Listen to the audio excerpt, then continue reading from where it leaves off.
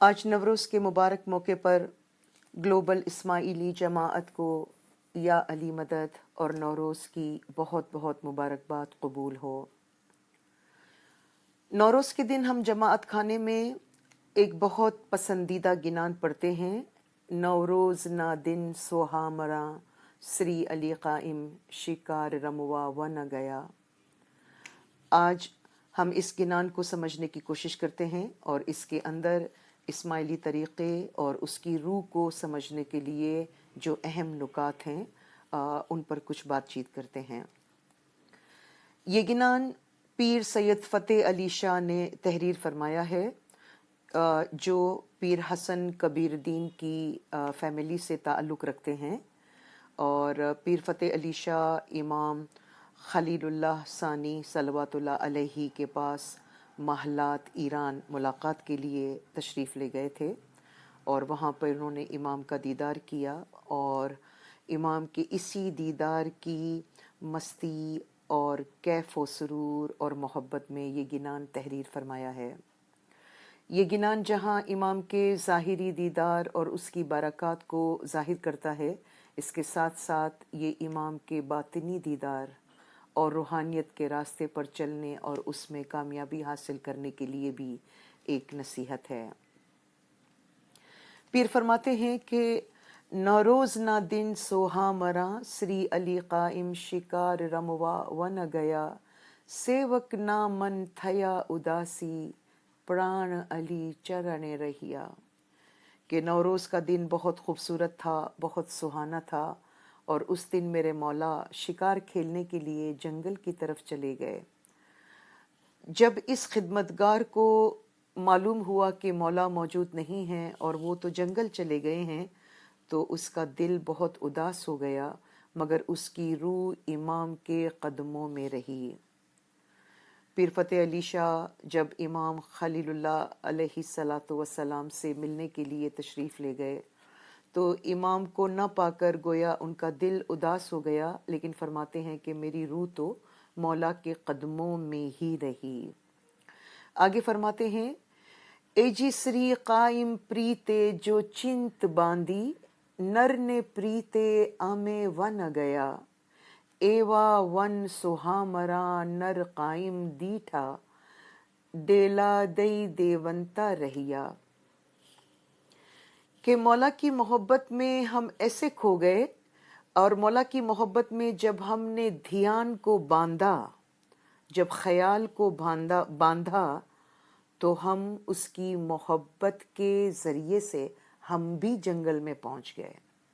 ये बड़ा अजीब शेर है और इसके मानी समझने की ज़रूरत है कि हमने हज़रत खलीलुल्लाह इमाम, चूँकि इमाम को कायम भी कहा जाता है, ए जिसरी कायम प्रीते जो चिंत बांधी, जब हमने अपने मौला की मोहब्बत में अपने ख्याल को बांधा, अपने तवज्जो को एक तरफ किया, तो उसकी मोहब्बत में हम भी जंगल पहुंच गए। यहाँ पर ज़ाहिरी जंगल का ज़िक्र भी हो सकता है, हमें नहीं मालूम तारीख़ से कि पीर फ़तेह अली शाह साहिब जंगल पहुँच गए, लेकिन इसमें एक रूहानी तरक्की और रूहानी सफ़र की तरफ यकीनी इशारा है। क्योंकि पीर फरमाते हैं कि जब हमने मौला के साथ ध्यान बांधा, जब हमने मौला के साथ अपनी चिंत बांधी, तो ध्यान और ख़याल बैतुल ख़याल में एक किया जाता है। आप सब जानते हैं कि हमें बैतुल ख़याल की जो इबादत मिली है उसमें ख़याल को मौला के साथ बांधा जाता है। हज़रत इमाम सुल्तान मोहम्मद शाह सल्लल्लाहु अलैहि ने फरमाया कि तुम्हारा जिस्म वहाँ नहीं जा सकता मगर तुम्हारा ख़याल वहाँ पहुँच सकता है। तो मोमिन अपना ख़याल मौला के साथ जब बांधता है तो वो अपनी मौला के मोहब्बत के तुफ़ैल, उसी के ज़रिए वो मोहब्बत गोया उसको पर अता कर देती है और वो वहीं पहुंचता है जहां उसका मौला है। यानी यहाँ पर वन यानी जंगल, इससे आलम रूहानियत भी मुराद हो सकती है कि मौला जो है वो आलम रूहानियत में रहते हैं, या मौला को ज़ाहिरी तौर पर पाना हर वक्त मुमकिन नहीं है, तो ख्याल को बांधने से, चिंत को एक करने से कोई मौला के पास उस आलम बाला तक पहुंच सकता है। फिर आगे फरमाते हैं कि एवा वन सुहामड़ा, उस खुश मंजर जंगल में, उस इंतहाई खूबसूरत जंगल में नर कायम दीठा, वहाँ पर हमने अपने मौला को देखा। देला दई देवंता रहिया, और वो ऐसा अच्छा मंजर था कि फरिश्ते भी उससे कुर्बान हो रहे थे। या इसका एक और तर्जुमा भी ये किया गया है कि गोया फरिश्तों जैसे हुस्न से पर्दा उठाया जा रहा था। यानी ये मौला के दीदार और उसकी मिठास का जिक्र है कि मौला को देखना ऐसा था जैसे इंतहाई फरिश्तगाना हुस्न से कोई पर्दा उठा रहा हो, या ये कि वो इतना खूबसूरत मंजर था कि गोया फरिश्ते भी उससे कुर्बान हो रहे थे। आगे पीर फरमाते हैं, ए जी भलू थयो साहिबे सुमत आली, श्री अली कायम साथे रमवा अमे वन गया, अनंत आशा पूरी अमारी, शाह दिल भावे गमिया। पीर फरमाते हैं, कितना अच्छा हुआ कि मौला ने हमें नेक समझ अता की। सुमत, सुमत का मतलब है अच्छी समझ, या इसका एक और अच्छा तर्जुमा है हिकमत, विजडम। यानी मौला ने हमें हिकमत अता की, मौला ने हमें बहुत नेक समझ अता की। श्री अली कायम साथे रमवा अमे वन गया, जिसके तुफैल हम भी गोया शिकार करने के लिए या खेलने के लिए मौला के साथ जंगल पहुंच गए। अब देखिए यहाँ पर हिकमत अता करने की तरफ इशारा है, विजडम अता करने की तरफ इशारा है, और विजडम या हिकमत इल्म के बगैर नहीं हो सकती है, चूंकि हिकमत जो है वो इल्म का खुलासा है, इल्म का जिस्ट है। और इसीलिए मौला ने हमेशा इल्म दीन को हासिल करने के लिए नसीहत फरमाई है। हज़रत इमाम सुल्तान मोहम्मद शाह सल्लल्लाहु अलैहि फरमाते हैं, अगर दीन की किताबें पढ़कर उन पर अमल करोगे तो मलाइक बन जाओगे। और मकामात पर भी मौला फरमाते हैं, जिन्हें इल्म हासिल करने का मौका नहीं मिला उन्हें रूहानी मामलात में इल्म देने की कोशिश करो। मौला फरमाते हैं, अगर तुम दीन के काम में मदद करना चाहते हो तो फारसी कुतुब के तर्जुमे करके पढ़ो और दीन को मजबूत करो। दीन के इल्म में इजाफे के लिए दूसरों को मदद देते रहो। खतो किताबत में भी दीनी बातें करने के लिए मौला ने जोर दिया है। तो हिकमत जो है वो इल्म का जिस्ट है, इल्म का एसेंस है। इल्म बहुत फैला हुआ है, लेकिन उस इल्म का जो मकसद है वो हिकमत है कि उस इल्म से आखिर हमें क्या मकसद हासिल करना है, उसको हिकमत कहते हैं। जैसे कुरान में भी खुदा फरमाता है, मन यूतल हिकमता फ़क़त ऊतिया खैरन कसीरा, जिसको हिकमत मिल गई उसको दीन और दुनिया की तमाम भलाइयाँ मिल गईं। तो यहाँ पीर एक लंबे सफ़र की कहानी को मुख्तसर अशआर में बयान करते हैं कि मेरे मौला ने मुझे हिकमत अता की, जिसकी वजह से मैं भी जंगल पहुंच गया, यानी रूहानियत के आलम में दाखिल होने लगा, उससे करीब हो गया। क्योंकि इल्म और हिकमत के बगैर ये सफ़र जो है वो मुमकिन नहीं है, आगे बढ़ना मुमकिन नहीं है। जिस तरह आगे के शेर में है कि हमने मौला के साथ अपने ख्याल को बांधा और जब ध्यान लग जाए तो फिर उसको अमृत मिल जाता है। जैसे पीर शम्स के एक गिनान में है, जान की सुरती लागी भर मंड के, अमृत रेल जो रेलोल। ए भाई, जिसका ध्यान असल से लग जाए वो तो अमृत से सैराब हो जाए। जान की सुरती लागी बरमंड के, नूर माहे खेल जोरे लोल।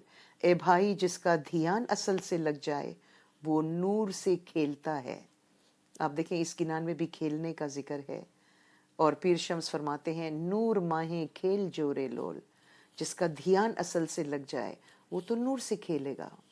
तो इस माना में यहाँ पीर फतेह अली शाह सिर्फ इमाम की तरफ ज़ाहिरी सफ़र की और ज़ाहिरी मुलाकात की बात नहीं करते, बल्कि इसके साथ साथ ध्यान बांधने से और इल्म और हिकमत को हासिल करने से راہ روحانیت میں آگے چلتے ہوئے روحانیت کے عالم میں داخل ہونے کی بات بھی کرتے ہیں، اور اسی اچھی حکمت سے سمجھ سے بھی ایک دیدار ہوتا ہے۔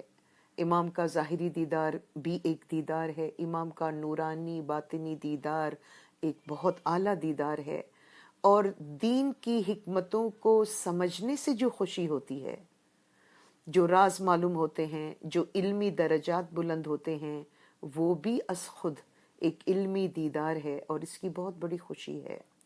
اسی لیے پیر فرماتے ہیں اننت آشا پوری اماری شاہ دل بھاوے گیا، کہ ہماری بے شمار امیدیں پوری ہو گئیں اور ہمارا دل مولا کی محبت سے لبریز ہو گیا۔ جب علم کے ذریعے مولا کے مبارک چہرے سے پردے اٹھتے ہیں اور ایک مومن کو پتہ چلتا ہے کہ اس کا مولا کتنا حسین، کتنا ہمرس، کتنا ہمگیر، کس قدر خوبیوں اور طاقتوں کے ساتھ ہے، تو اس کی محبت اور زیادہ ہوتی جاتی ہے۔ اس کے بعد پیر فرماتے ہیں اے جی ہے تے سوں علی ہی رکھ باندھیو، اوی چل رنگ صاحب سے گرہیا، ایوی چت باندھی نر قائم ساتھے، ست بنڈار موتیے بھریا۔ علی کی محبت میں مجھے بے انتہا خوشی حاصل ہوئی اور مولا سے میں نے کبھی نہ مٹنے والا رنگ حاصل کیا۔ ہمیشہ رہنے والے مولا کے ساتھ ایسا دھیان لگا کہ گویا مجھے جواہرات حقیقت کا خزانہ حاصل ہو گیا، کہ مولا کے ساتھ میں نے اس طرح اپنا دھیان باندھا۔ آپ دیکھیں یہاں پر یہ باطنی طور پر مولا کو پانے کا ذکر ہے کہ مولا کے ساتھ میں نے اپنے دھیان کو باندھ لیا، میں نے بہت ہی فوکس کر کے جب اس کے اسم کو جھانپا، اس کو یاد کیا، تو گویا حقیقت کی موتیوں کے خزانے مجھ کو حاصل ہو گئے۔ جب کسی مومن کو مولا کے دیدار کا خزانہ، اس کی حکمتوں کا خزانہ، اس کے علم کا خزانہ حاصل ہوتا ہے تو گویا روحانی موتیوں کے خزانے ہیں۔ اسی لیے علم و حکمت کو ایک خزانہ کہا گیا ہے، قرآن کو بھی ایک خزانہ کہا گیا ہے۔ ہماری بزرگان دین نے جتنی کتابیں لکھی ہیں، گنان لکھے ہیں پیروں نے جو، وہ سب کے سب علم کا خزانہ ہیں۔ اس معنی میں جب کوئی ایک دھیان ہو کر اپنے معشوق کو یاد کرتا ہے تو گویا وہ اس کو ہزار قسم کی موتیوں کے خزانے سے مالا مال کر دیتا ہے۔ اور پیر فرماتے ہیں کہ اس کی محبت سے مجھے بہت خوشی حاصل ہوئی، اوی چل رنگ صاحب سے گرہیا، اور میں نے اس نہ مٹنے والے رنگ کو مولا سے حاصل کر دیا۔ یہ بھی ایک بڑا اچھا کانسیپٹ ہے کہ ہم نے مولا سے نہ مٹنے والے رنگ کو حاصل کر لیا، ایک ایسا رنگ پا لیا جو کبھی نہیں مٹتا ہے۔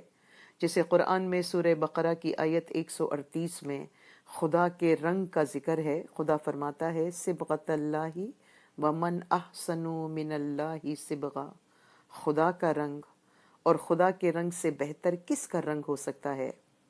ہمارے پیروں نے بھی بسائیاں ہے تپائیں رنگ لاگو رے، ہمارے پیروں نے بھی مولا کی محبت کے رنگ میں رنگنے کا ذکر کیا ہے۔ تو پیر فتح علی شاہ یہاں فرماتے ہیں کہ میں نے مولا سے کبھی نہ مٹنے والا رنگ حاصل کیا ہے۔ دنیا کا کتنا اچھے سے اچھا رنگ ہو، کبھی نہ مٹنے والا رنگ روح کا رنگ، علم کا رنگ ہو سکتا ہے، اور یہ نور کا رنگ ہو سکتا ہے۔ حضرت امام زین العابدین نے ایک کتاب میں کتاب الزینہ جس کا نام ہے، اس کتاب میں امام زین العابدین سے ایک روایت ہے کہ آپ نے فرمایا کہ خدا نے عرش کو مختلف رنگوں کے انوار سے بنایا، مختلف رنگوں کے انوار نور سے بنایا، ثم خلقہ من الوان انوار مختلفہ، کہ خدا نے اپنے عرش کو مختلف رنگوں کے نور سے بنایا، جس میں سبز نور ہے، زرد نور ہے، سرخ نور ہے اور سفید نور ہے، جو تمام انوار کا نور ہے، جس میں تمام رنگ جمع ہو جاتے ہیں۔ مولا کے اس فرمان کی اور بھی بہت ساری حکمتیں ہو سکتی ہیں، لیکن یہاں ہمیں پتہ چلا کہ رنگ میں رنگنے سے مراد نور کا رنگ ہے. مولا کے نور کے رنگ سے اچھا کس کا رنگ ہو سکتا ہے؟ اور جب خدا قرآن میں کہتا ہے صبغۃ اللہ ومن احسن من اللہ صبغہ، اور خدا سے بہتر کس کا رنگ ہو سکتا ہے؟ تو پیر بھی جو رنگ لاگو کہتے ہیں، مولا کے رنگ میں رنگنے کی ایک خواہش جو ان کی ہے، تو یہ بھی مولا کے نور میں رنگنے کی خواہش ہے کہ وہ مولا کے نور میں رنگ کر نورانی ہو جائیں اور اسی رنگ میں نظر آئیں. اس کے بعد پیر فرماتے ہیں اے جی امے صاحب ساتھے سہل کیدا ردھ سدھ پامیاں ایک من گنان جے سانبھرے آجیو تینا او دھریا. ہم نے اپنے مولا کے ساتھ سیر کی تو دین و دنیا کی ساری بھلائیاں پالیں. جو بھی ایک دھیان ہو کر گنان سنے گا تو اس کی روح کو نجات حاصل ہوگی. ہم نے اپنے مولا کے ساتھ سیر کی. یقیناً مولا کے ساتھ ظاہری سیر کرنے کا موقع بہت کم خوش نصیب مومنین کو مل سکتا ہے، لیکن اس کا یہ مطلب نہیں ہے کہ باقی مومنین محروم رہیں گے. مولا کا ایک دروازہ باطنی ہے، مولا کی دوستی کا ایک راستہ باطنی ہے جو ہمہ وقت کھلا رہتا ہے، اور اس دروازے سے جو مولا کے پاس داخل ہو جاتا ہے تو مولا بھی اس کے ساتھ اس کو دین و دنیا کی ساری بھلائیاں بھی دیتے ہیں اور گویا اس کے ساتھ روحانی اور نورانی سیر بھی کرتے ہیں. مولا کی باطنی تجلیات کو دیکھنے کا موقع ملتا ہے، مولا کی باطنی جلووں کو دیکھنے کا موقع ملتا ہے. جیسے حضرت امام سلطان محمد شاہ فداہ ارواحنا کا ایک اشارہ ہے کہ مولا نے فرمایا کہ ہمارے بہت سے مومنین کی روحانی مہمانی کو بھی ہم قبول فرماتے ہیں. وہ ہمارے سامنے نہیں ہوتے ہیں مگر ان کی مہمانی روح کے طریقے سے ہم کو پہنچتی ہے. یہ ایک فرمان کا اشارہ ہے. تو بہت سے مومنین جو مولا کو یاد کرتے ہیں، علم و حکمت سے مولا کو پانے کی کوشش کرتے ہیں، وہ مولا کے باطنی جلووں کو پا سکتے ہیں. مختلف قسم کے جو نور کے رنگ ہیں ان رنگوں کو پا سکتے ہیں. ان کی شخصیت اس رنگ میں ڈھل جاتی ہے. جب کوئی مومن بہت کامیاب عبادت کرتا ہے تو اس کا اخلاق تبدیل ہو جاتا ہے. اس کی بات چیت کرنے کے طریقے میں حلیمی اور انکساری آتی ہے. اس کا دل بدل جاتا ہے. وہ اپنے خاندان کے ساتھ اور دیگر لوگوں کے ساتھ اچھی طریقے سے ڈیل کرتا ہے. یہ اس کی شخصیت میں جو چینج آ رہا ہے یہ نور کا رنگ ہے جو آہستہ آہستہ اس کو اپنے رنگ میں رنگ رہا ہے، اور وہ باطنی طور پر اس کی روح اندر سے ایلیویٹ ہو رہی ہے اور وہ مولا کے باطنی جلووں کو پانے کے لیے پہنچ سکتا ہے. تو اس معنی میں پیر فرماتے ہیں ایک من گنان جے سانبھرے، جو ایک دل ہو کر ایک دھیان ہو کر گنان کو سنتا ہے. اب گنان سے مراد یہ گنان بھی ہیں، اور آپ کو معلوم ہے کہ گنان کا مطلب علم بھی ہے. جو علم و حکمت کی باتوں کو سنتا ہے تو اس دل کو، اس روح کو نجات مل جاتی ہے. ہم سمجھ سکتے ہیں اور اپریشیٹ کر سکتے ہیں کہ اس سے مراد صرف کوئی ایک گنان نہیں ہو سکتا، کیونکہ ایک گنان سننے یا پڑھنے سے پوری طرح کسی کی روح کی نجات نہیں ہوتی. لیکن پیر یہاں فرماتے ہیں آجیو تینا او دھریا، اس روح کو نجات حاصل ہوگی. تو اس کا مطلب علم و حکمت کے ذریعے سے بھی آگے بڑھنے سے آہستہ آہستہ جہالت کے اندھیروں سے روح کو نجات ملتی ہے. اے جی جیو جیارے جگت پامے پران پوپے رم رہیا اگر چندن پریم رسیا ہیتے ہنس سروور جھیلیا.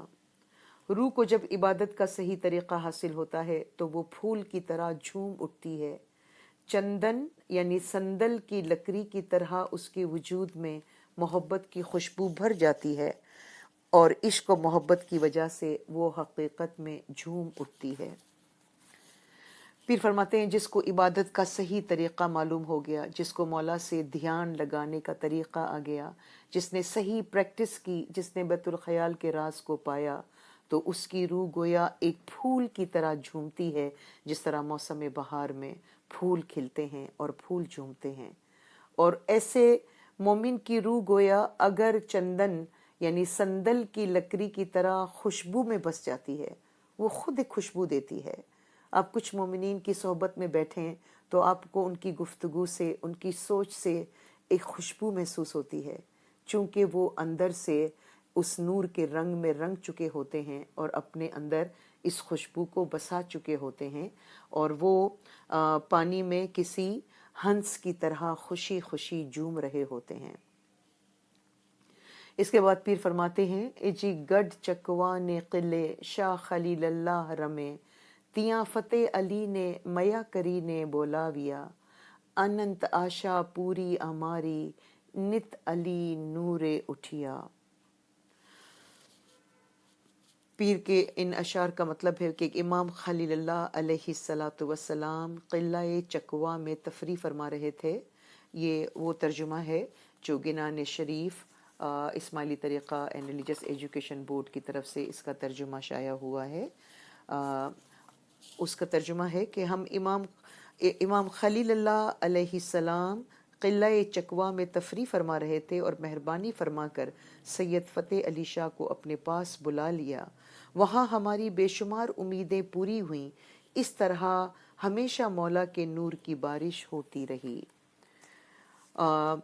امام خلیل اللہ محلات میں اور یزد میں مقیم رہے، اور وہاں پر قلعہ چکوا میں انہوں نے جب پیر فتح علی شاہ صاحب کو طلب کیا تو امام جو ہے وہ قلعہ چکوا میں تشریف فرما تھے اور وہیں پہ رہتے تھے۔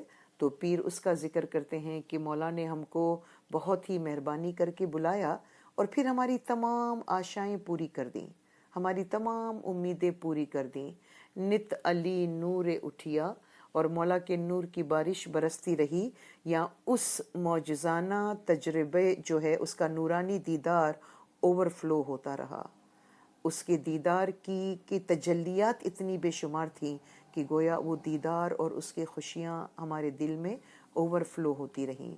اس مقام پر آپ سیدنا پیر ناصر خسرو کا وہ شعر بھی یاد کریں کہ برجان من چو نور امام زمان بتافت، لیل السرار بودم و شمس الضحیٰ شدم۔ میری جان پر جب زمانے کے امام کا نور طلوع ہو گیا تو میں جو ایک تاریک رات کی مانند تھا اب ایک روز روشن ہو گیا۔ ہرچند کہ یہ شعر پیر ناصر خسرو نے امام مستنصر باللہ سے ملاقات کے بعد کہا تھا، لیکن اسی ایک ملاقات میں دل تاریکی سے مکمل روشن ہو جانا یا جہالت سے دور ہو کر علم و حکمت کی روشنی میں منور ہو جانا شاید ایک ظاہری دیدار میں ممکن نہ ہو۔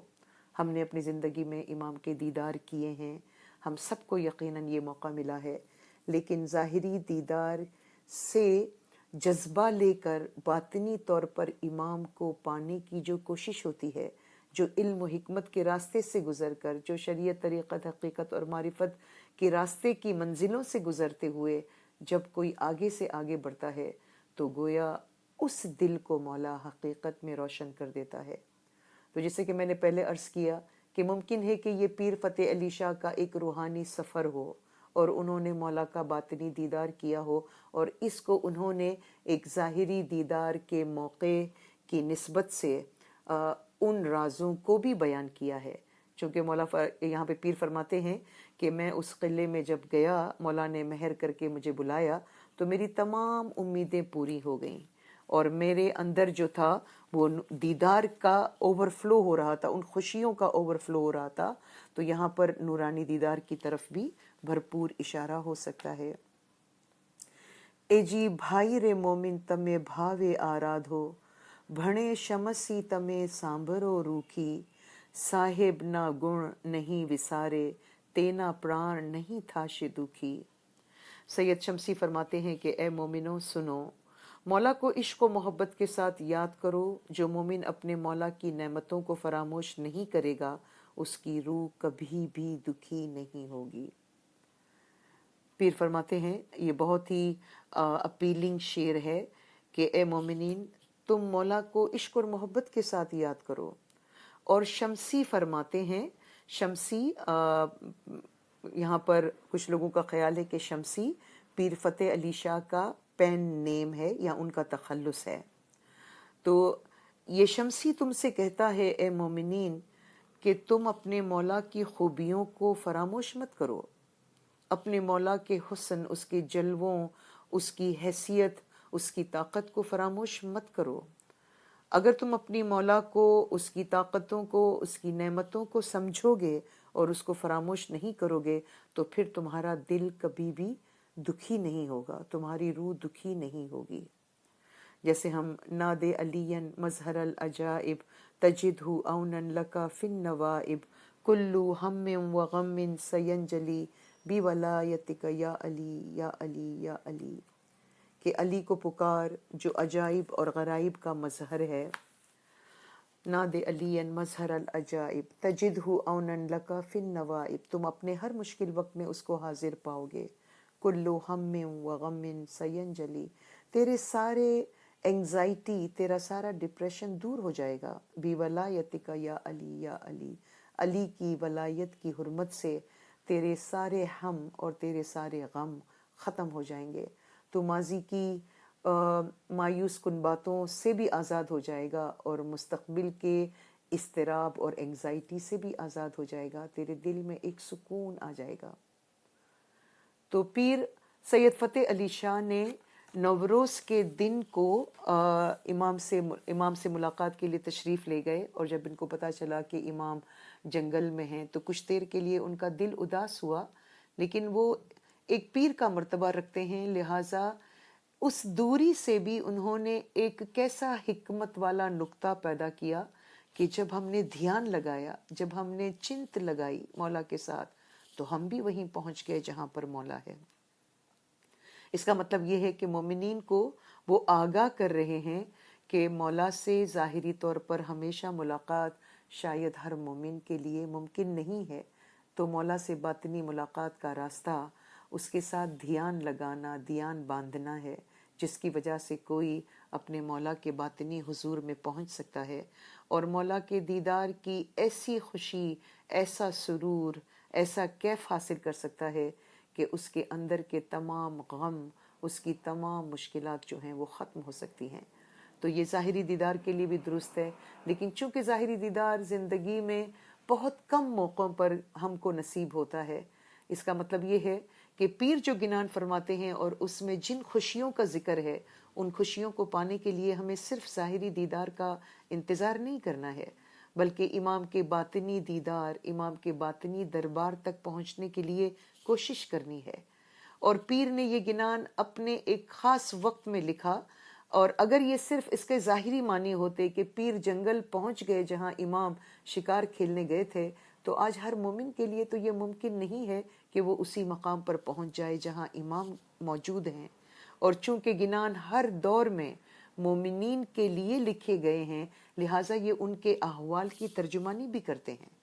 ہر گنان میں مومن کے لیے بھی سبق ہے، اس کے لیے ایک ریلیشن ہے، تاکہ وہ ان گنانوں سے اپنے آپ کو ریلیٹ کر سکے اور اس کے مقصد کو پا سکے۔ تو یہاں جنگل جانے سے مراد عالم روحانیت میں ہونا مراد ہو سکتا ہے، اور ایک مومن اپنے دھیان سے، اپنی چنت سے، اپنی توجہ سے، بیت الخیال میں کامیابی سے، عبادت کے کامیاب طریقے سے اور علم و حکمت کے حاصل کرنے سے مولا کی نزدیکی اور اس کے نورانی حسن کے جلووں کو پا سکتا ہے، اور اس کے رنگ میں رنگنے کے لیے اس کو بھرپور موقع ملتا ہے۔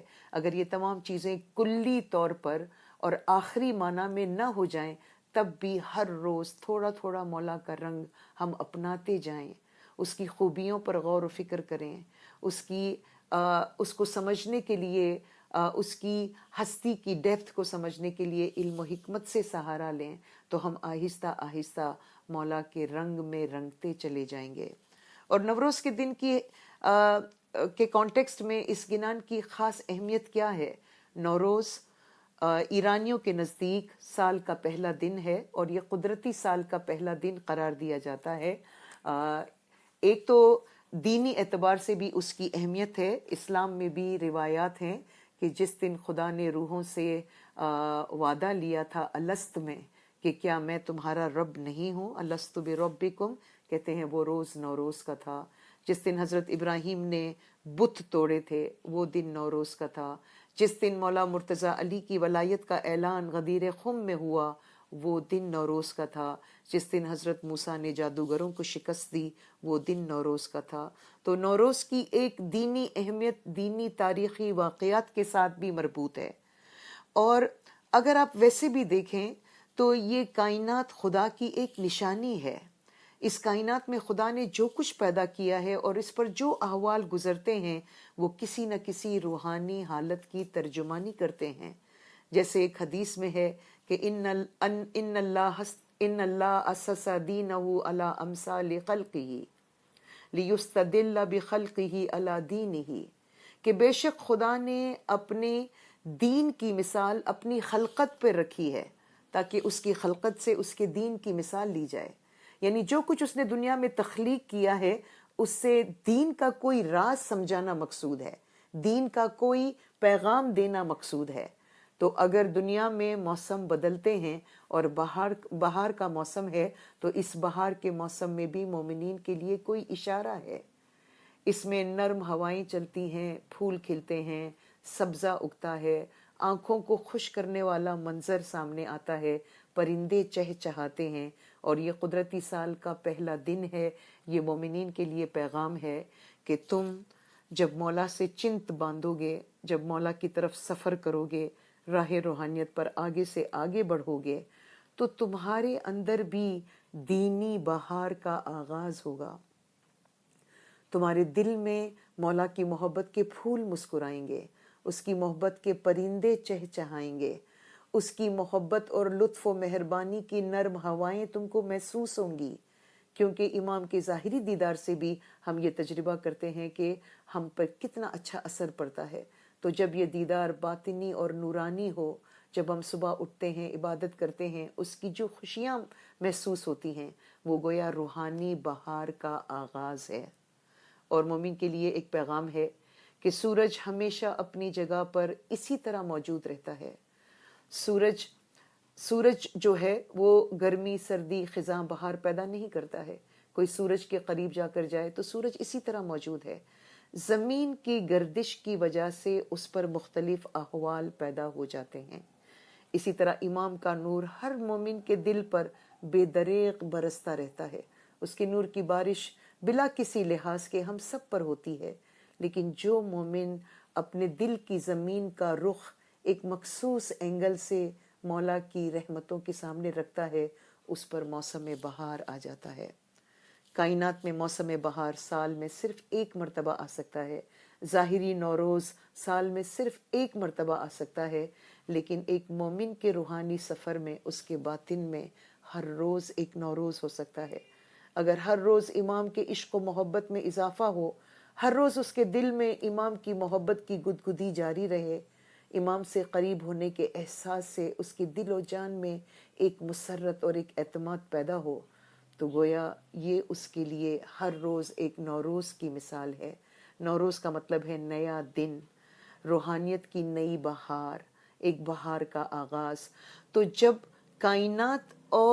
کائنات کو خدا نے اپنی نشانی قرار دیا ہے اور اسلام کو ایک نیچرل ریلیجن، ایک فطری دین کہا گیا ہے، تو فطرت میں ہونے والے ہر فینومینن کے پیچھے ایک روحانی اشارہ ہے.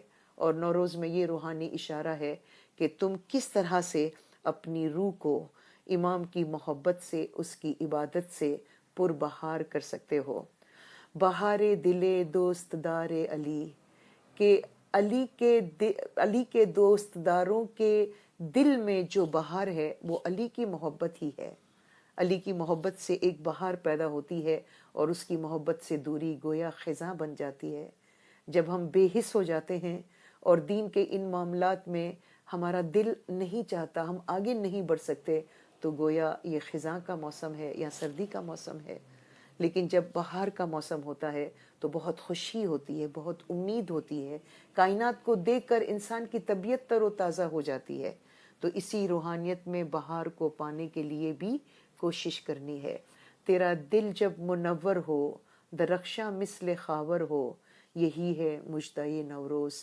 جب تیرے دل میں سورج کی روشنی ہو اور تیرا دل منور ہو جائے، یہی تیرے لیے ایک اندرونی نوروز ہے، ایک باطنی نوروز ہے. انشاءاللہ آج نوروز کے موقع پر ہم اس گنان کو سن کر اس کے معنی کو اپنے دل میں جاگزین کرنے کے لیے اور ہمیشہ اس پر غور و فکر کرنے کے لیے وقت نکالتے رہیں گے. تو مولا مہربان باطنی اور نورانی بہار کی صورت میں ہمارے قلوب کو ہمیشہ ہمیشہ اپنے نورانی بہار سے آباد رکھے گا. آمین یا رب العالمین یا علی مدد.